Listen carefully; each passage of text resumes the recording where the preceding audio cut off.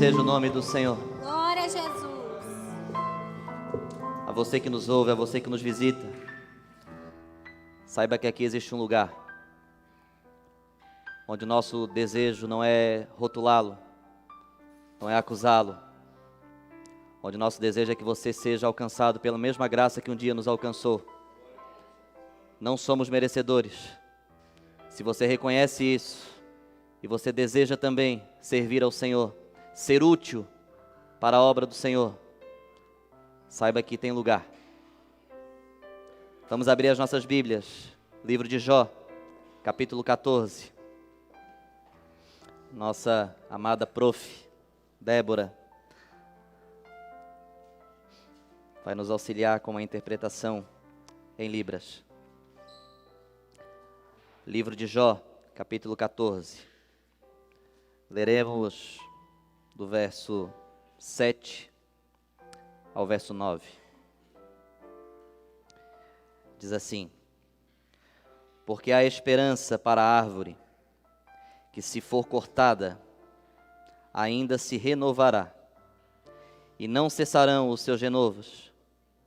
Se envelhecer na terra a sua raiz, e morrer o seu tronco no pó, ao cheiro das águas brotará, e dará ramos como a planta.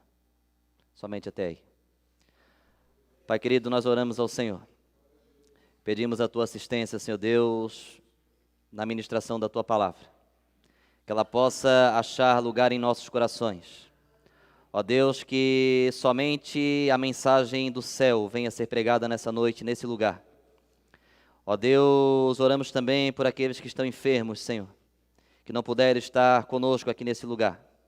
Que o Senhor estenda as Tuas mãos, Pai amado, e abençoe Dona Marisa, Larissa, ó Deus, a Júlia, pessoas que queriam estar aqui.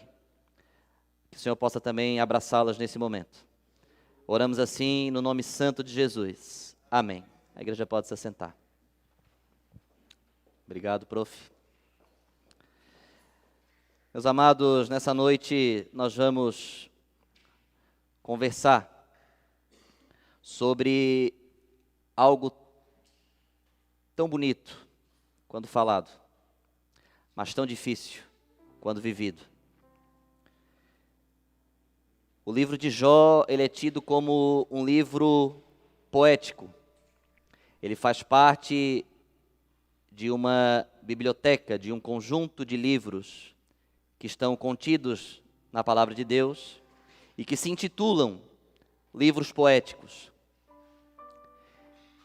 Eu creio que o livro de Jó, ele é um livro poético porque a poesia tem como objetivo principal expressar por meio de palavras sentimentos que ação alguma poderia detalhar. O livro de Jó, ele possui no seu conteúdo histórico, ele é o mais antigo de toda a palavra. E quando eu digo mais antigo, eu não estou dizendo para os irmãos que foi o primeiro livro da Bíblia a ser escrito, mas ele é o livro em que a sua história, ela é a mais antiga. Por exemplo, você não vê no livro de Jó nenhuma menção ao patriarca Abraão. Você não vê no livro de Jó menções às tribos de Israel. Você não vê no livro de Jó menções ao cativeiro egípcio. Entende-se, então, que a história de Jó, ela ocorre antes de todos esses fatos, tornando-se, então, um livro com um conteúdo histórico mais antigo de toda a palavra de Deus. E essa informação é necessária, eu vou precisar que os irmãos guardem ela para que a gente possa entender o contexto daquilo que nós lemos nessa noite. Esse livro, tido como poético, ele nos traz alguns relacionamentos relacionados a um homem. Ele inicia-se em um diálogo entre Deus, os demais seres, incluindo Satanás. E nessa conversa, Deus, ele sente orgulho do seu servo. Deus, ele tinha apreço por Jó. E Deus já no início do livro, ele vai dar a Satanás o currículo de Jó. E ele diz: tens observado o meu servo Jó? Homem íntegro, homem reto, homem desejoso de cumprir a minha vontade, temente a Deus, fiel. O próprio Deus dá o currículo do seu servo. Isso nos ensina uma coisa, meus irmãos: Deus ao nosso respeito, ele não tem opinião. Deus ao nosso respeito, ele tem diagnóstico. Ele sabe o que você é. Ele sabe o que passa no seu coração. Ele sabe o que passa na sua mente. Ser íntegro significa aquilo que você é na ausência de outras pessoas e de outras opiniões. A integridade está relacionada às suas atitudes quando ninguém está vendo. A retidão, o testemunho está relacionado às suas atitudes quando tem alguém vendo. Só Deus é capaz de sondar os corações e ter um diagnóstico ao seu respeito. Saiba que o seu currículo está diante do seu altar, do Todo-Poderoso. Nada está em oculto. Aquilo que você faz para Deus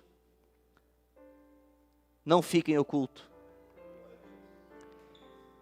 E ali Satanás então propõe um desafio diante de Deus. E o primeiro diálogo que nós vamos ter nesse livro é entre Deus e Satanás. E Jó era um sujeito passivo desse diálogo. Jó não tinha conhecimento dessa conversa. Jó não tinha envolvimento nessa conversa. Jó não teve a oportunidade de expressar uma opinião nessa conversa. Jó sequer soube que essa conversa existiu. Foi um desafio lançado por Satanás e falou assim: ora Deus, o fato de Jó ser íntegro, fiel, leal, ser um homem reto, é muito simples de entender. Tu tens abençoado ele em tudo. Tu tens prosperado ele em tudo. O livro de Jó chega a dizer que Jó era o homem mais rico de todo o Oriente, de onde vinha a riqueza de todo mundo. Significava que esse homem era o homem que possuía mais posses, mais riquezas em todo o mundo. E o currículo das riquezas de Jó também estão descritos no primeiro capítulo, porque naquela época ainda não havia o valor monetário. A riqueza do homem estava relacionada ao seu gado, aos seus servos, às suas posses, às suas terras, porque isso era moeda de troca. E ali existe uma relação extensa daquilo que Jó possuía. E Satanás diz: ora, lógico, tens dado tudo a ele. E indiretamente Satanás desafia Deus, como quem diz: olha, Jó não teme a Deus, Jó não ama a Deus por aquilo que Deus é. Mas Jó teme a Deus e Jó ama a Deus por aquilo que Deus dá. Porque foi isso que ele disse. Ele disse: ora, Jó não te ama pelo que tu és. Jó te ama porque tu tens abençoado ele. Então, Satanás, o primeiro desafio é esse. É que nós somos incapazes. O ser humano seria incapaz, na visão de Satanás, de amar Deus pela sua essência, por aquilo que Deus é. Para ele, o amor do homem para com Deus é um amor conveniente, é um amor interesseiro. Quanto mais eu ganho, mais eu amo. E foi isso que ele disse para Deus: ora, tens abençoado ele em tudo, toca nos seus bens, e verás se ele não blasfema contra ti. Reparem, foi lançado um desafio. Esse desafio não era para Jó. Esse desafio era para Deus. Satanás estava dizendo que Deus era um ser incapaz de ser amado por aquilo que ele era. Satanás estava dizendo que Deus só poderia ser capaz de ser amado por aquilo que ele faz. E Deus aceita o desafio. E muitos têm Jó como vítima inocente, mas na verdade Jó foi o grande advogado de Deus diante de Satanás. Porque Satanás profere uma acusação, ofendendo o caráter de Deus, de ser um Deus amável, de ser um Deus que possui tudo, logo não tem interesse. E Deus aceita o desafio. E num único dia, num único momento, Jó, ele vê todos os seus bens serem jogados à deriva. É triste o início do texto, se os irmãos forem ler. É de chorar. Quando Jó está em determinado lugar e chega um homem e diz: olha, Jó, o teu gado não existe mais. E a palavra faz questão de deixar claro e dizer: antes que esse terminasse de contar, chegou o próximo. Jó, as tuas terras, as tuas plantações não existem. E antes que ele terminasse de contar, chegou o próximo. E as notícias ruins foram chegando.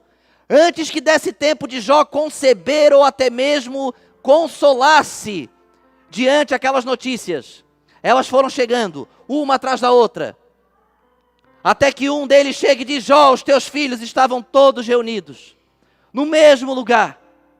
E num único momento, todos eles foram mortos. Esse homem, num único dia, ele não somente viu os seus bens serem aniquilados, mas ele também teve que sepultar os seus 10 filhos. O que você diz para um pai que retorna do sepultamento dos seus 10 filhos? Que palavra você dá de consolo a esse homem? O que você poderia dizer para consolá-lo? Que abraço poderia ser mais doce do que o fel que ele estava ingerindo naquele momento? Era amargo o momento. E todos pensaram: agora ele vai blasfemar. E Jó vence então o primeiro desafio. Jó, ele diz: nu vi esse mundo, nu tornarei ao pó. Como quem diz: aquilo que acontece do berço onde eu nasci, a minha sepultura está na economia de Deus. Ele adorou a Deus.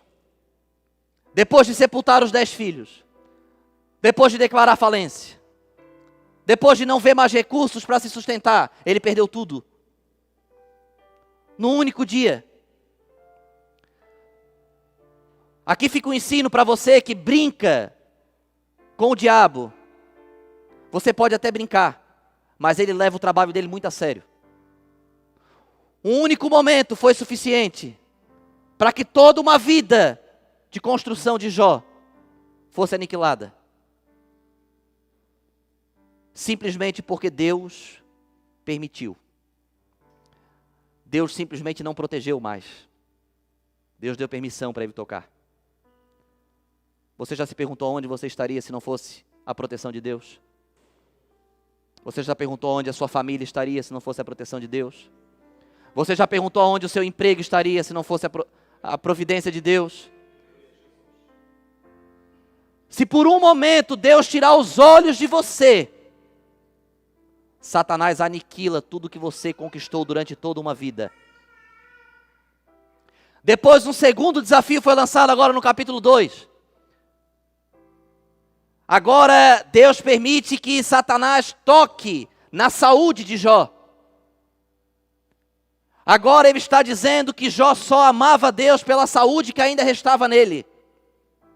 Reparem que Satanás insiste com Deus de que o homem é incapaz de amar a Deus por aquilo que Deus é. E Deus ali concede então permissão.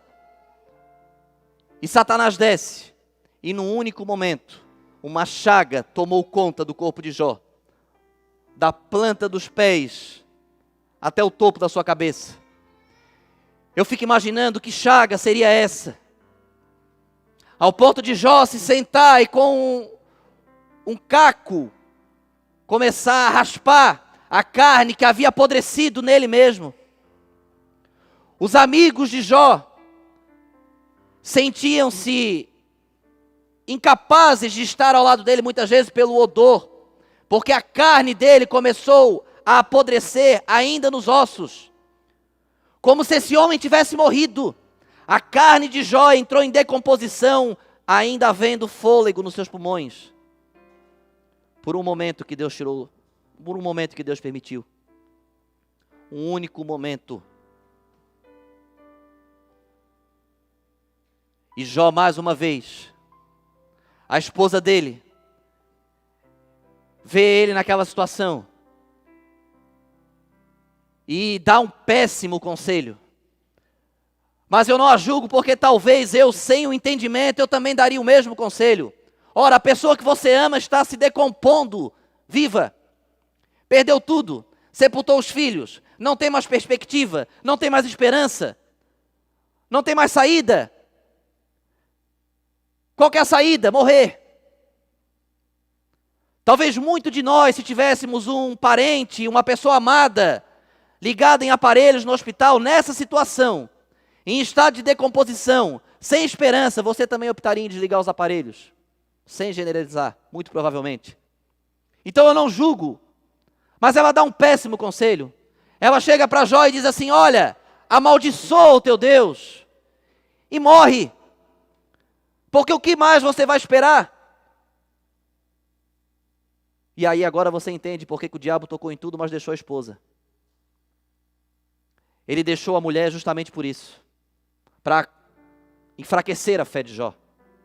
E aqui não estou falando das esposas não, tá? É esse contexto, as esposas são uma bênção. Se não fossem as nossas esposas, onde estaríamos nós? São colunas do nosso lar. Não estou aqui falando mal das esposas, estou aqui dentro do contexto histórico. Satanás não tocou nessa mulher, porque ela seria usada para ainda, em meio àquela situação, enfraquecer ainda mais a fé desse homem. E ele se manteve íntegro. Ele falou: mulher, tu falas como uma louca. Ainda que ele me mate, mesmo assim eu o louvarei. Jó testemunha diante do diabo e Jó testemunha diante de Deus que a vida dele não era preciosa, mas o amor que ele tinha para com Deus era precioso. Jó agora testemunha diante de Deus que não tinha um amor conveniente, que não tinha um amor interesseiro, que não tinha um amor esperançoso naquilo que é material. Ele já havia perdido tudo, os seus filhos já haviam morrido, ele já estava em estado de decomposição, só lhe restava a morte. Não tinha mais o que o diabo dizer diante de Deus que, ele ainda te serve por isso. Não tinha, porque ele aniquilou tudo. E mesmo assim ele falou: ainda que ele me mate, mesmo assim eu louvarei. Pergunto para você, igreja, como tem sido o seu amor para com Deus? Você tem sido fiel somente no momento de prosperidade? Você tem sido fiel somente no momento de despensa cheia? Você tem sido fiel somente no momento da conta bancária positiva? Você tem sido fiel somente enquanto há saúde no seu corpo? Enquanto você abraça os seus filhos? Enquanto você abraça a sua mãe, o seu pai? Ou você tem sido conveniente para com Deus? Você estaria disposto a nessa noite, e toma cuidado com o que nós vamos responder, porque Jó pagou um preço muito caro para poder dizer isso. Mas é o exemplo de legado que ele nos deixou. Você seria capaz hoje de dizer para o seu Deus: Deus, ainda que tu me mates, mesmo assim eu te louvarei. Porque é esse o amor que Ele quer. Ele não quer um amor conveniente. Ele não quer um amor interesseiro. Porque Ele não tem esse amor por você. Você não tem nada para oferecer para Deus. Nós não temos nada para oferecer para o Criador do universo. Nós não temos nada que possa pagar o sacrifício de Cristo Jesus na cruz do Calvário. Nós não temos nada para oferecer diante de um Deus que é santo. Infelizmente, existem pessoas que fazem alguma coisa e acham que é suficiente. Saiba que nada que você faça, ainda que você dê a sua vida, mesmo assim você ficará em débito com Ele. Deus não exige de nós um relacionamento abusivo. Deus poderia, pelo seu poder, obrigar-nos a amá-lo. Deus tem poder para isso. Deus tem poder para fazer com que o mundo inteiro se volte para Ele.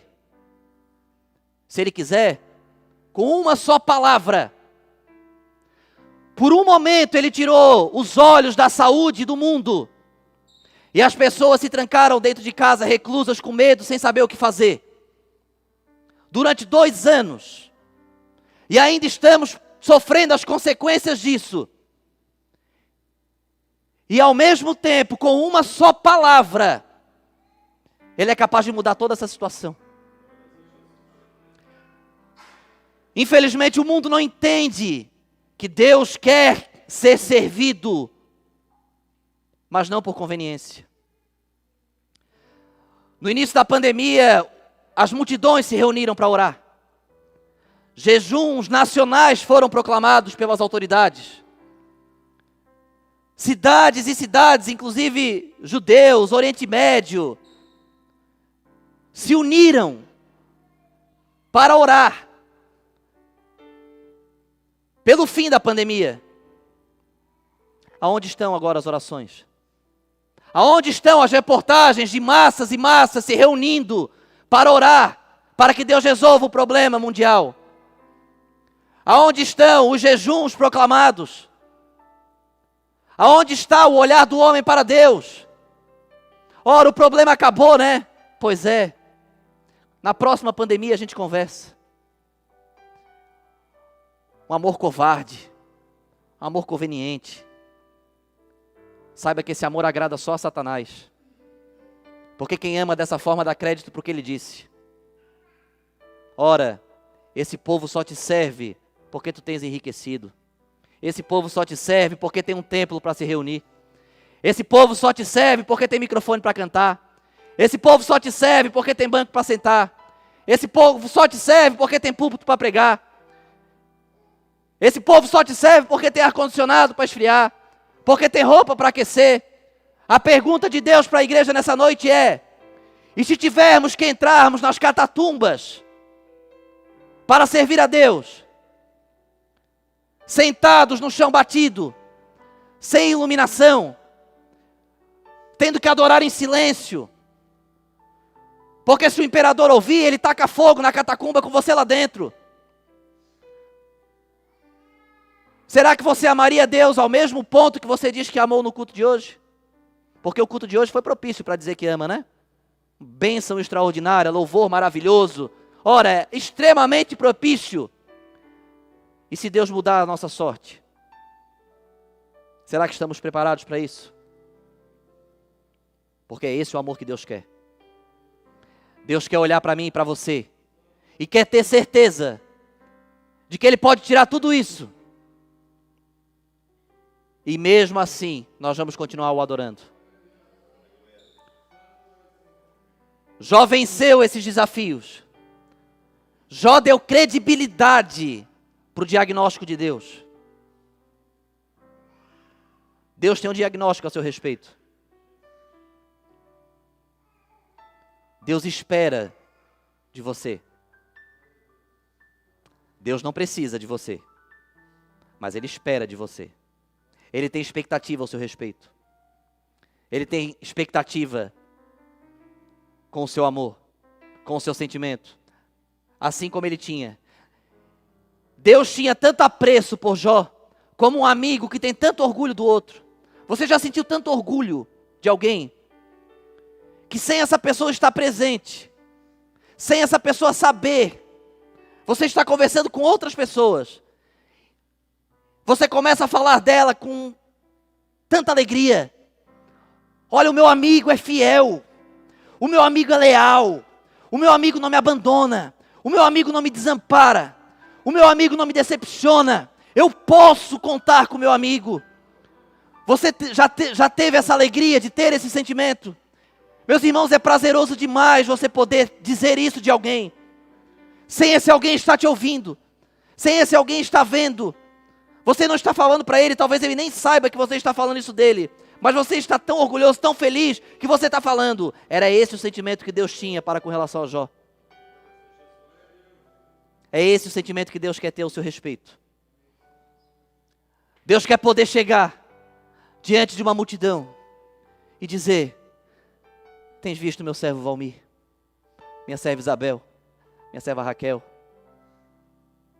minha serva Deise, minha serva Vitória, meu servo Manuel, meu servo Sandro, meu servo Felipe, meu servo Tiago.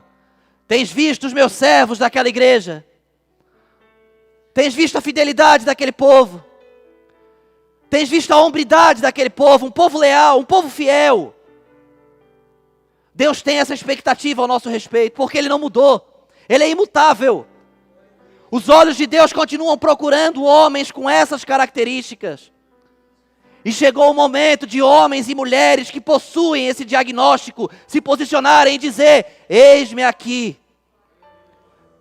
Porque você pode não saber, mas o céu tem falado muito ao seu respeito.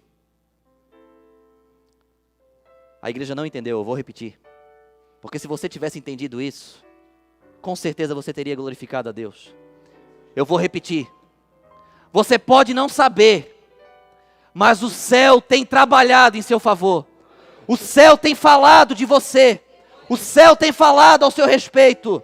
O seu nome é pronunciado no céu dos céus. Você não é qualquer um. Você é protegido pelas mãos do seu Criador. O diabo não tem permissão para tocar em você, porque você não está à deriva no mundo. Você é propriedade de Deus. Ninguém toca naquilo que é propriedade particular. Ninguém tem livre acesso à sua casa, é verdade ou não é? Se acessar indevidamente é ladrão e salteador. Ninguém tem livre acesso à sua vida. Você é propriedade exclusiva de Deus. O problema é que muitas vezes o céu está falando ao nosso respeito, mas nós não estamos sabendo. Nesse diálogo, Jó, ele foi um agente passivo. Jó, ele não fazia ideia do que ele estava passando.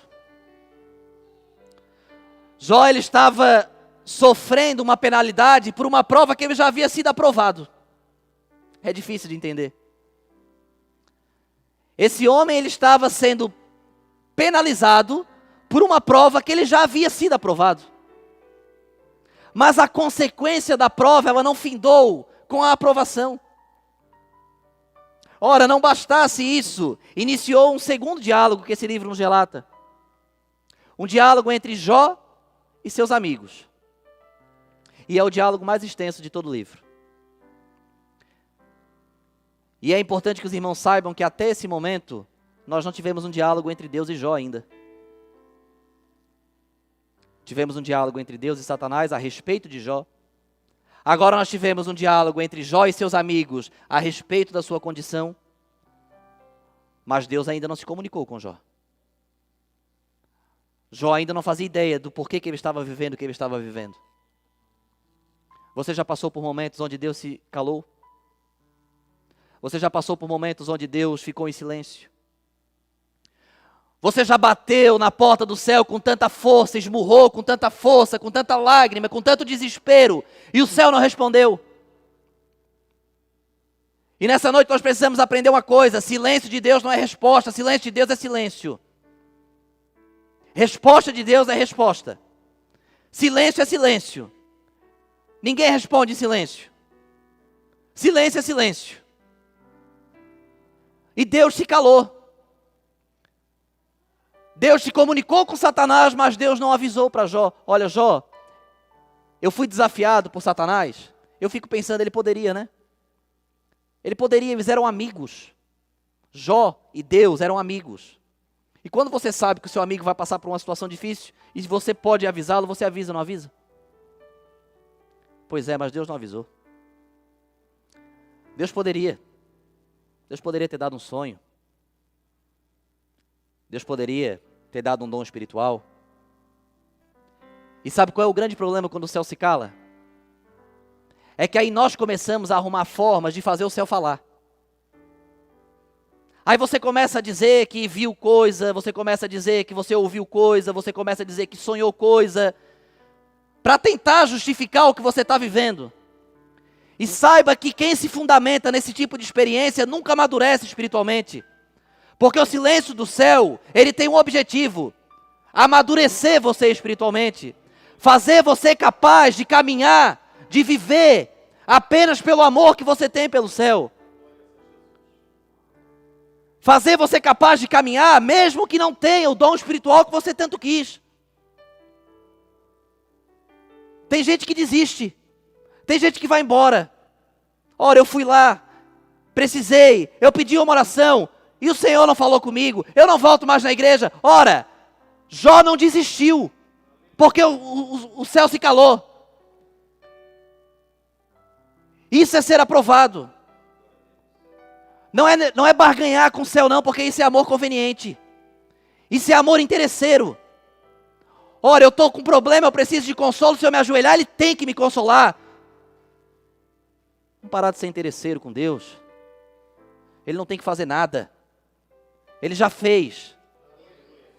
Luciano, e o que eu faço então? Amadurece, cresce, caminha. O céu está em silêncio, o céu não mandou você parar não. O céu está em silêncio, o céu não mandou você desistir. O céu não mandou Jó largar. O céu não mandou Jó se matar. O céu não mandou Jó parar de adorar. O céu não mandou Jó parar de servir. O céu não mandou Jó parar de amar a esposa. O céu não mandou Jó parar de orar pelos filhos. O céu não mandou Jó parar de trabalhar. O céu não mandou ele parar. Então se o céu não mandou você parar, mas o céu está em silêncio, continua. Só continua. Porque da mesma forma como você quer que o céu se manifeste para você andar, o céu às vezes se cala, mas ele espera que você continue andando. Ele não mandou ele parar. Quantas vezes nós paramos porque o céu se calou? E não tem problema. Nós estamos aprendendo. Nós estamos amadurecendo.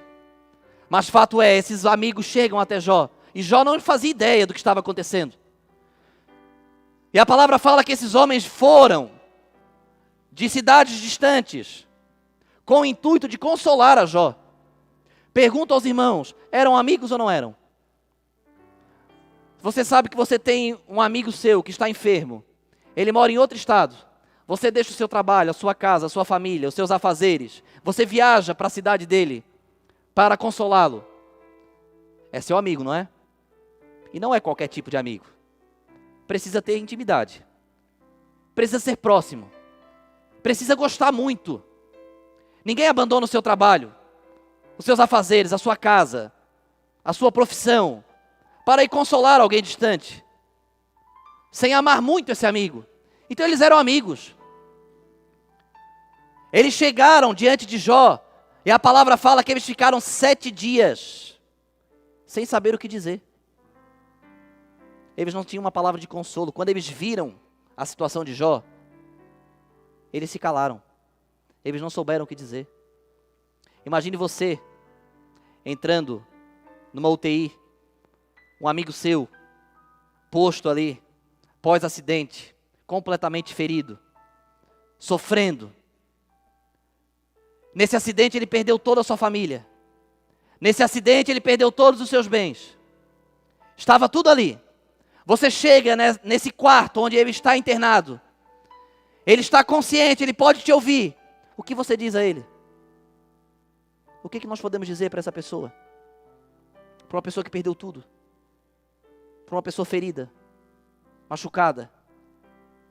Eles ficaram 7 dias, uma semana, sentados. Quanta coisa não passou na cabeça desses homens. Olha, vamos tentar fazer Jó lembrar dos tempos passados. Bom, mas talvez lembrar dos tempos passados traga mais dor, porque agora ele não vai poder viver aquilo que ele viveu no passado. Ora, vamos tentar animar Jó pelo futuro. Ora, mas ele não tem mais expectativa nenhuma, ele está sendo decomposto, ele está morrendo. Como que nós vamos falar de futuro com um homem desse que os médicos já deram como morto? O que nós vamos falar? E aí eles começam a conversar. E o grande problema, a grande dificuldade, igreja, é quando o céu se cala e você resolve falar. O grande problema é quando o céu se cala e nós resolvemos falar pelo céu. E nós resolvemos tapear. Porque Deus fala pouco. Existem Bíblias, e eu aconselho você a ter uma dessa, que ela destaca em vermelho todas as vezes que é Deus ou Jesus falando. Se você observar só os evangelhos, você vai poder observar o tanto de letra preta que tem.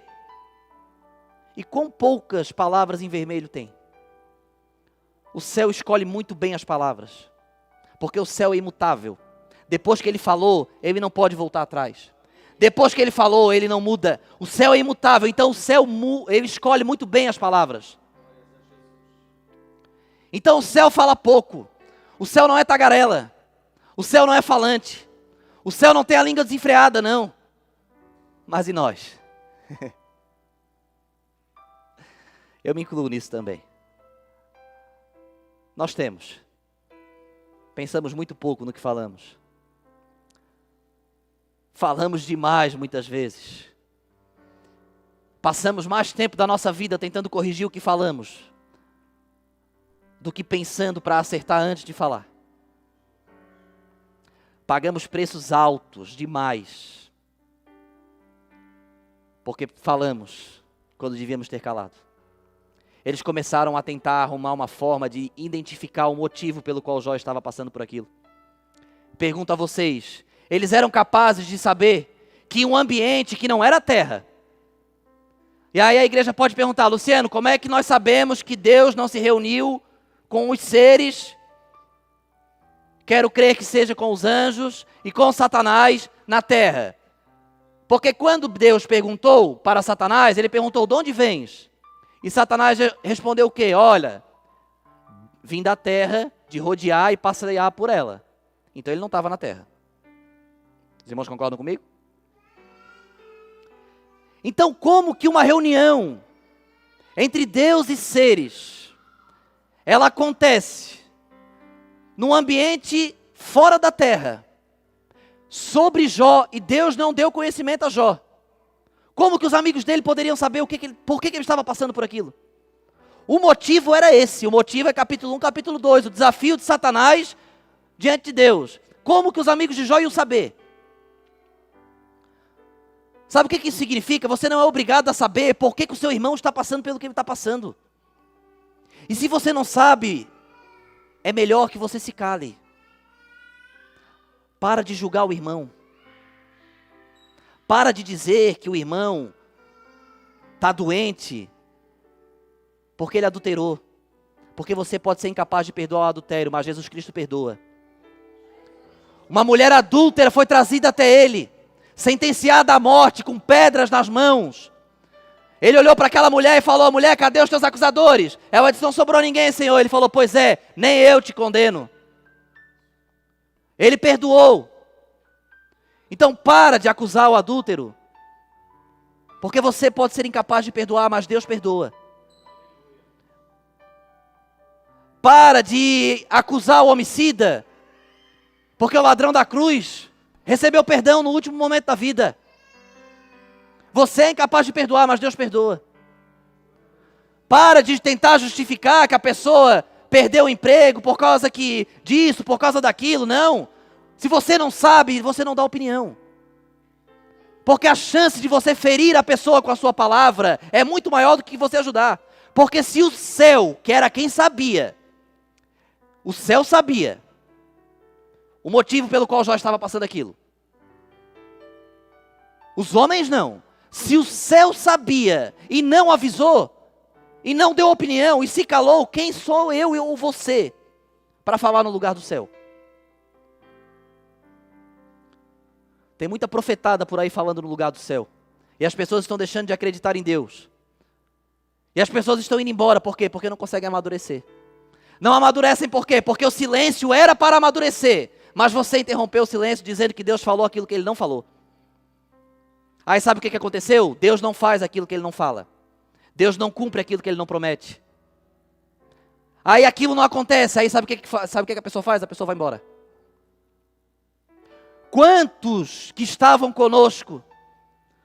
Quantos homens e mulheres de Deus, tementes, fiéis, não estão mais conosco porque falamos o que não deveríamos ter falado? Porque o céu estava em silêncio e nós sabemos mais que o céu. Resolvemos falar no lugar dele. Foi o que os amigos de Jó fizeram. Pergunto a vocês, eles queriam o mal de Jó? Nós já concordamos aqui no início da mensagem que ninguém viaja para consolar um amigo num lugar tão distante, se não tiver muito amor por ele. Eles não tinham intenção. Nós também não temos essa intenção. Mas nós precisamos aprender.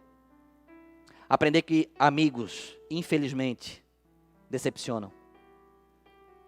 Pessoas que nós contávamos, pessoas que tínhamos uma expectativa, decepcionam.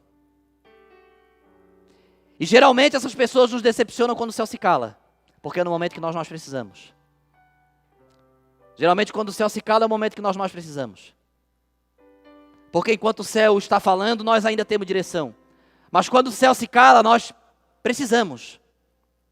E esses amigos decepcionaram. E esses amigos começam a dizer que Jó estava passando aquela situação, Jó estava sofrendo aquilo em função dos seus pecados desde a sua mocidade. Reparem, meus irmãos, esses homens inconscientemente estavam dizendo que a culpa dos 10 filhos de Jó terem morrido no mesmo dia era dele. Você pode não ser pai nem mãe ainda, mas se coloque no lugar desse homem. O único sobrevivente de uma catástrofe que matou todos os seus filhos. De repente alguém vem para consolá-lo e diz assim, tá vendo? A culpa é tua. Que flecha mais maligna é essa? Que consolo mais amargo. Eles começaram a tentar justificar. Começaram a tentar fazer teologia, começaram a tentar entender as coisas. Ora, isso está acontecendo por causa disso. Ora, isso é culpa do diácono, isso é culpa do obreiro, isso é culpa do instrumentista, isso é culpa... Começa a querer arrumar a culpa porque o céu se calou. Quando na verdade é só o céu querendo nos fazer amadurecer. E esses homens feriram tão gravemente Jó, que Jó então, ele vai dizer, no capítulo 13, no verso 3, Jó vai dirigir a palavra a Deus. Ele vai dizer, mas eu falarei ao Todo-Poderoso. Jó por um momento interrompe o assunto com aqueles amigos. Certamente por não aguentar aqueles insultos, aquele consolo ineficaz, amargo. E Jó diz assim, eu falarei ao Todo-Poderoso. E ele vai dizer, ainda que ele me mate, nele esperarei, no versículo 15 do capítulo 13. Aí ele fala, mas os meus caminhos eu defenderei diante dele. Agora eu não vou mais falar dos amigos, eu vou falar de nós. Às vezes o céu se cala e nós queremos começar a nos defender, a nos justificar, a dizer para o céu, céu, eu sou tão bonzinho que eu mereço resposta. Céu, talvez o irmão não mereça, mas eu mereço. Céu, ainda que eu morra, eu posso até morrer, mas eu preciso me justificar.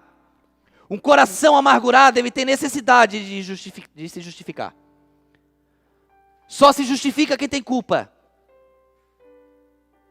Um coração cheio de culpa necessita se justificar, porque ele quer paz. E nós só encontramos isso quando nos justificamos. E ele vai dizer, e aí no verso 22 ele diz, chama pois, e eu responderei. Então ele está dizendo para Deus, ele está dizendo assim, céu, vamos conversar nós dois agora. Lembra, no versículo 3 do capítulo 13, ele dirigiu a palavra ao céu. Ele falou, eu vou falar agora com o Todo-Poderoso. E ele diz, Todo-Poderoso, ainda que tu me mate, mas antes disso eu quero me defender. Eu quero me justificar. Mas para a justificativa dar certo, vamos combinar o seguinte, fala comigo, pelo menos fala, e eu vou te responder. Ou se tu não quiseres falar, ele vai dizer no verso 23. Ou se tu não quiseres falar, então eu vou falar e tu ouve. Mas por que tu me tratas como teu inimigo? Ele vai dizer isso para o céu. Jó começa a achar agora que aquele amigo que tinha dado um currículo extraordinário a respeito da vida dele, a respeito da fidelidade dele, amigo fiel, leal, temente, íntegro, foi isso que Deus falou a respeito de Jó. Amigo. Agora Jó está dizendo que esse amigo é inimigo dele. Por quê? Porque Jó estava sendo alvo de acusações, de indecisões. Ele não sabia por que ele estava vivendo aquilo. Jó não tinha esperança de uma vida após a morte. E aí os irmãos me perguntam, Luciano, como assim? No verso 14 ele vai dizer, morrendo o homem, porventura tornará a viver? O próprio Jó pergunta no verso 14 do capítulo 14. Lembra que eu falei que Jó era a história mais antiga de toda a Bíblia? Os irmãos lembram? Logo, se ele foi o personagem mais antigo, significa que não tinha nenhuma parte da Escritura. Nenhuma. A história dele foi contada depois. Mas durante a vida dele, ele não tinha acesso às Escrituras. Logo, ele não tinha como esperar em vida após a morte, por quê? Porque essa esperança ainda não foi dada a ele. Ele não conheceu essa esperança.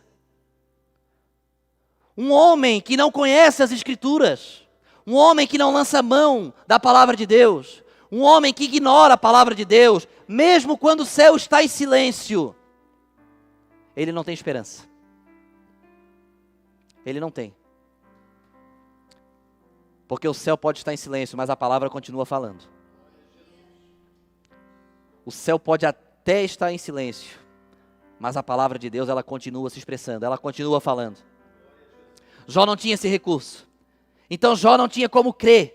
E Jó vai dizer então, no início do verso 14, ele diz assim, olha, o homem que é nascido de mulher, ele tem poucos dias. Ele está se justificando diante de Deus. Ele está sofrendo. Olha, ele tem pouco dia. Ele diz assim, Senhor, a nossa vida ela é tão curta. E Tu é eterno. Mesmo assim, Tu se importa em olhar para nós e acusar-nos do nosso pecado. A nossa alma não encontra repouso. Mesmo a nossa vida sendo tão curta. Jó está sofrendo. E ele está se justificando. Como quem diz assim, Deus, por quê? E é interessante dizermos isso porque Jó vai falar essa palavra, por quê, 16 vezes no livro. 16 vezes ele pergunta por quê. 34 vezes ele denuncia, faz denúncias para Deus. E ele começa a dizer, Senhor, mas por que, Senhor? A nossa vida é tão curta. A nossa vida é tão curta. Os irmãos lembram do verso que eu li? Lembram? Ou nós já se perdemos na história? Eu estou contextualizando para poder chegar no verso. Amém?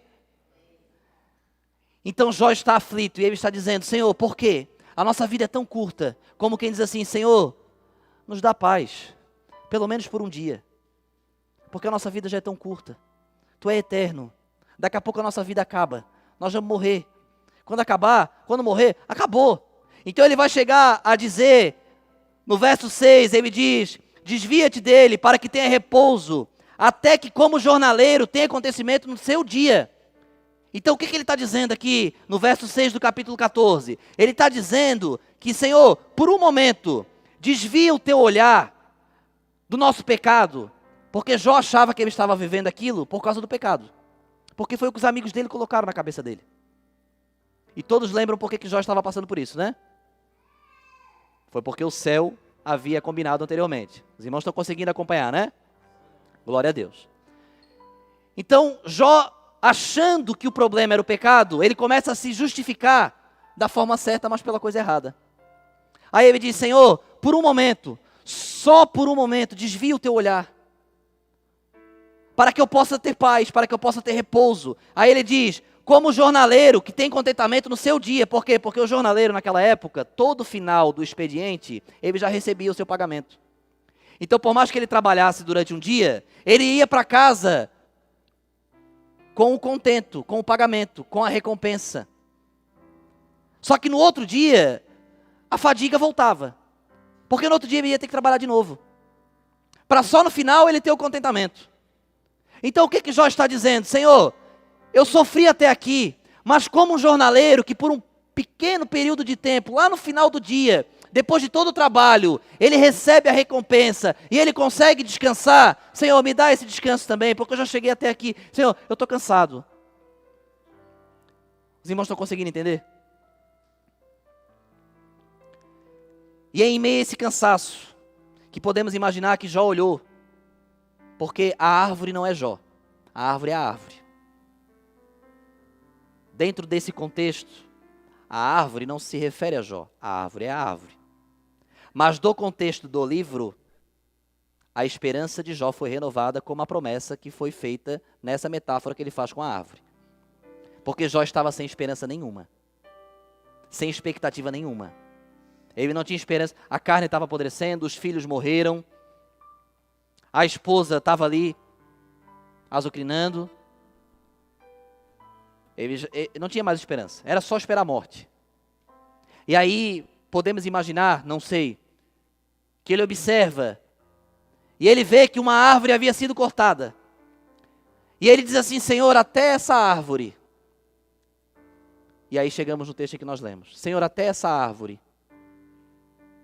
que foi cortada, o seu tronco foi deitado no chão para apodrecer, para morrer. Até essa árvore, Senhor, até dela, o Senhor faz brotar um novo ramo. Até dessa árvore o Senhor tem compaixão. É isso que Jó está dizendo, Jó está reclamando a Deus. Jó não está usando essa expressão como um incentivo, Jó está reclamando.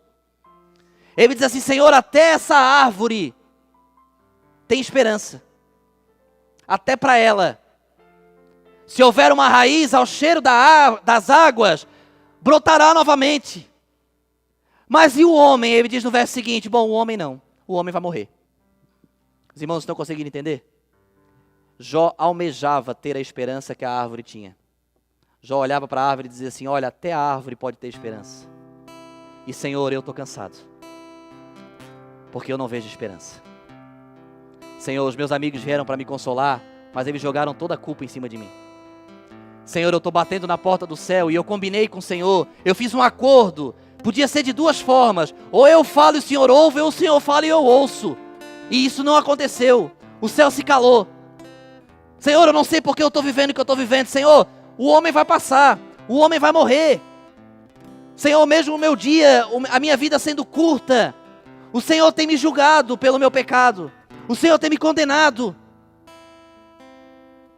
E aí ele olha para a árvore e ele começa a imaginar: Senhor, olha essa árvore.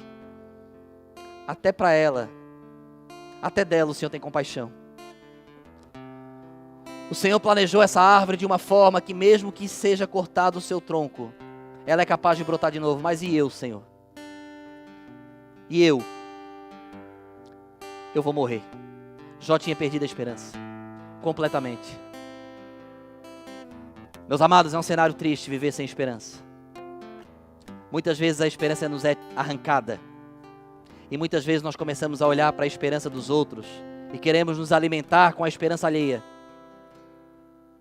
Muitas vezes nós olhamos a prosperidade dos outros e queremos nos alimentar com isso, como Davi muitas vezes falou: Senhor, os ímpios têm prosperado, Senhor. Como Jó olha para aquela árvore e ele diz: olha, até essa árvore.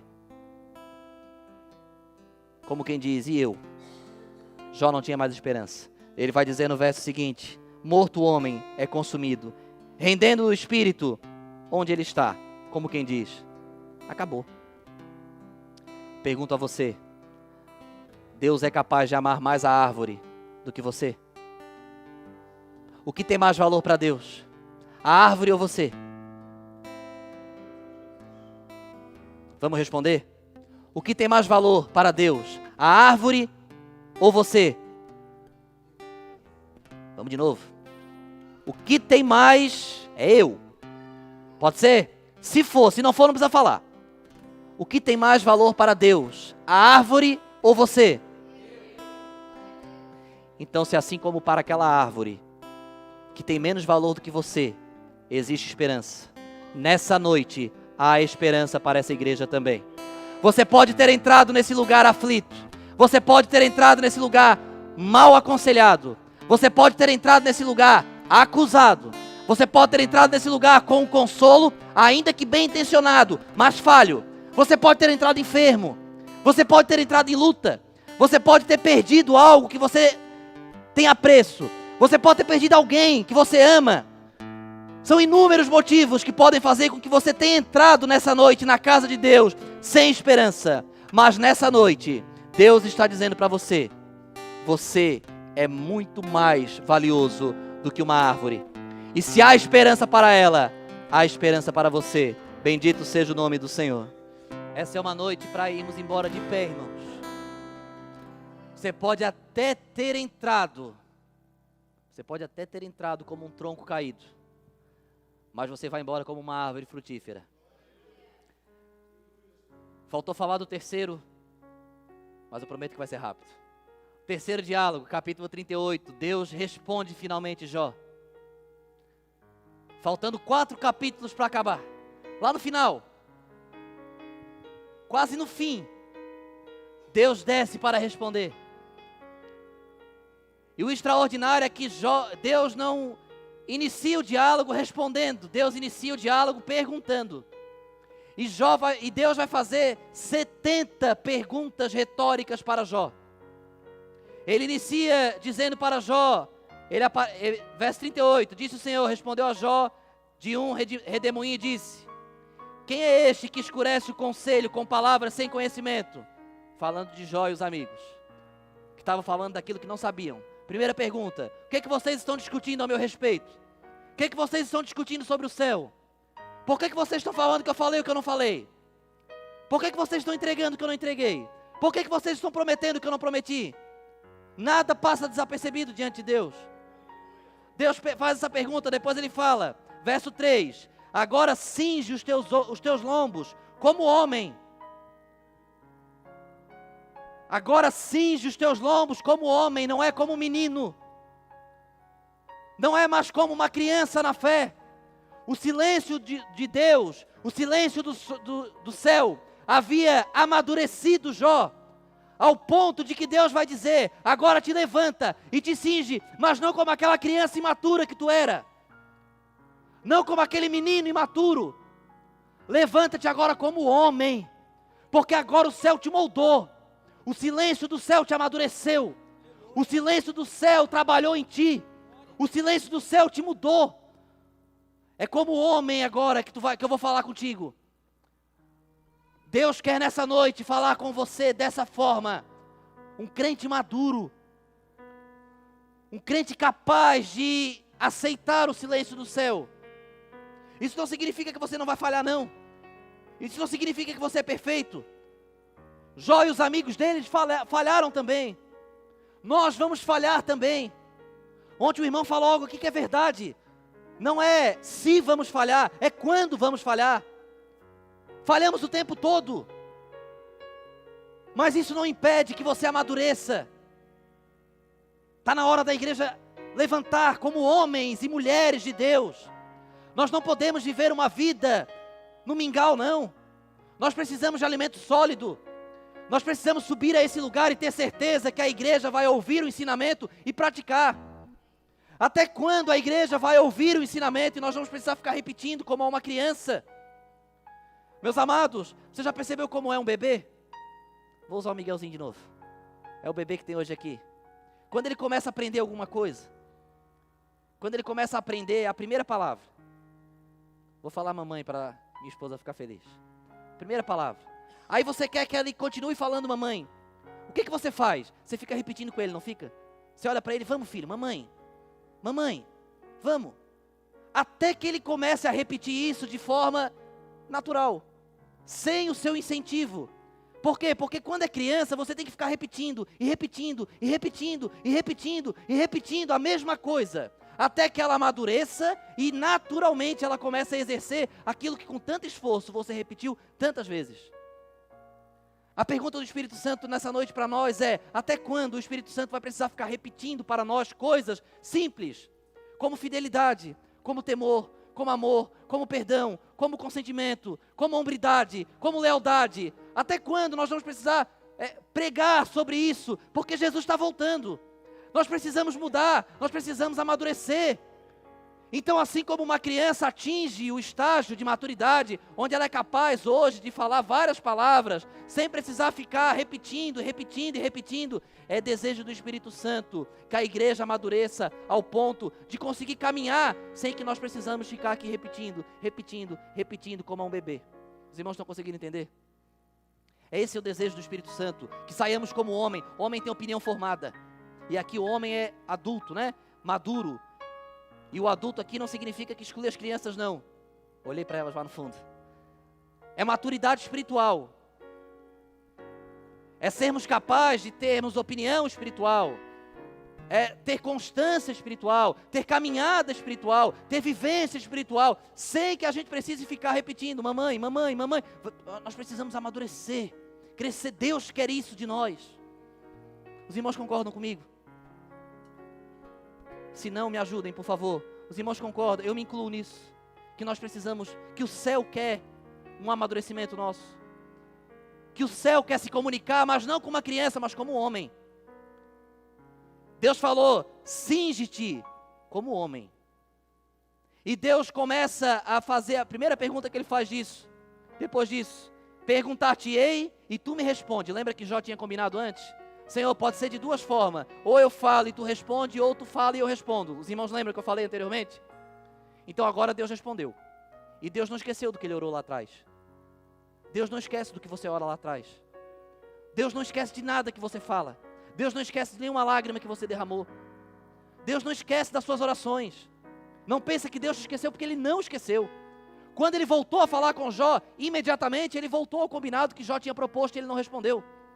E Ele falou, Jó, então vamos fazer o seguinte, eu aceito a tua proposta, eu vou perguntar e tu responde. E a primeira pergunta que Ele faz, onde estavas tu quando eu fundava a terra?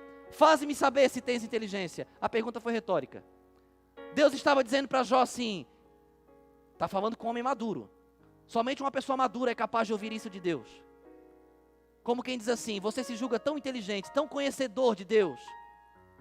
Você acha que você sabe tanto ao meu respeito. Você acha que você sabe tanto sobre Bíblia, sobre igreja, sobre vida cristã, sobre maturidade espiritual, sobre dom espiritual. Você acha que você sabe tanto, mas eu tenho uma pergunta para você. Aonde você estava quando eu coloquei os fundamentos da terra? Você foi capaz de ver a criação do mundo? Deus ainda fala, se tens inteligência, responde. Bom, Jó não tinha como responder. Como que Jó ia dizer para Deus, não, Senhor, eu sei como colocaste os fundamentos da terra. Quem é que sabe? Eu sei que ele falou, haja luz e houve luz. Mas como que foi? Esse haja luz e houve luz. Quem estava lá para poder dizer isso? Quem poderia responder essa pergunta? Difícil. Mas Deus agora está falando com uma pessoa madura. E pessoas maduras são capazes de absorver e entender. Ele sabe o que ele está falando. Porque ele é Deus. E Deus faz 70. Infelizmente não vamos ter tempo. Numa quinta-feira podemos ver as 70. Mas Deus faz 70 perguntas nesse nível. Para dizer para Jó, Jó, eu não perdi o controle em momento nenhum. Eu sei o que eu estou fazendo. Jó, tu achava que tu me conhecia, Jó. As 70 perguntas que Deus fez para Jó, Jó foi incapaz de responder. Porque foram perguntas retóricas. Foram perguntas sobre a majestade, a grandeza de Deus. Ora, um homem íntegro, fiel, leal, que caminhava com Deus, que vivia com Deus, que Deus testemunhou a respeito dele, que ele era um homem extraordinário, que como ele não havia outro, significa que não havia um crente igual Jó em toda a terra. Ele se destacava de todos, e mesmo assim ele não conhecia Deus por completo, porque ele foi incapaz de responder 70 perguntas que Deus faz a ele, a respeito do próprio Deus. E aí Jó, quando reconhece isso, aí Jó vai dizer, antes eu te conhecia de ouvir falar, mas agora os meus olhos te veem. Agora eu sei quem é Deus. Agora eu sei que eu não era tudo aquilo que eu pensei que eu era. Agora eu sei que por mais que eu fosse tudo aquilo que Deus falou ao meu respeito, eu não conhecia nada de Deus. Meus amados, é interessante. Ouvi um relato de uma pessoa que nunca viu o mar. E ela foi colocada em um veículo e foi trazida ao litoral. E ela viu o mar pela primeira vez. E foi perguntada a essa pessoa, antes de ela ter visto o mar, você conhece o mar? E ela disse, não conheço, eu nunca vi. Então nós vamos te levar. E aí colocaram essa pessoa na areia da praia. E perguntaram para ela, agora você conhece o mar? Ela, agora eu conheço. E aí chega um marujo, com anos de experiência em navegação. Um homem que cheirava água salgada. Um homem extremamente experiente. E fizeram a pergunta para ele, do lado dessa pessoa, você conhece o mar? Ele falou, conheço. Pergunto a você, quem conhecia o mar de verdade? O marujo, né? Mas aquela pessoa, somente por ter visto, achava que já conhecia. Você acha que você conhece Deus. Você pode até pensar. Mas a eternidade é pouco para conhecermos toda a grandeza de Deus. Ele é inacabável. Você pode se perguntar, Luciano, 1000 anos de eternidade é suficiente para conhecer a Deus? Você ainda não vai ter conhecido Deus por completo. Luciano, 1 milhão de anos de eternidade é suficiente para conhecer a Deus? Você ainda não vai ter conhecido a Deus. Você vai passar o infinito da eternidade conhecendo esse Deus inesgotável. Você acha que você conhece, assim como eu acho, nós não conhecemos. Acredita-se que para conhecer a extensão do universo, seriam necessários 300 bilhões de anos-luz. Você sabe o que isso significa?